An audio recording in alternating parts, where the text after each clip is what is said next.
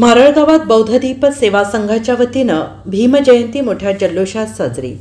भारतीय राज्यघटनेचे शिल्पकार डॉक्टर बाबासाहेब आंबेडकर यांच्या 134वी जयंती संपूर्ण जगभरात साजरी करत असताना मारळ गावात देखील भीमजयंती मोठ्या उत्साहात साजरी करण्यात आली। ग्रामपंचायत सदस्य मंगलताई इंगळे यांच्या अध्यक्षतेखाली बौद्धदीप सेवा संघाच्या वतीनं खासदार डॉक्टर श्रीकांत शिंदे यांच्या प्रयत्नातून साकार झालेल्या धम्मदीप बुद्धविहारात बाबासाहेबांना पुष्पहार अर्पण केले। यावेळी जयंतीचे अध्यक्ष मंगलताई इंगळे यांच्या सहकार्यातून बुद्धविहारात शौचालय तयार करण्यासाठी 1,25,000चा धनादेश देण्यात आला।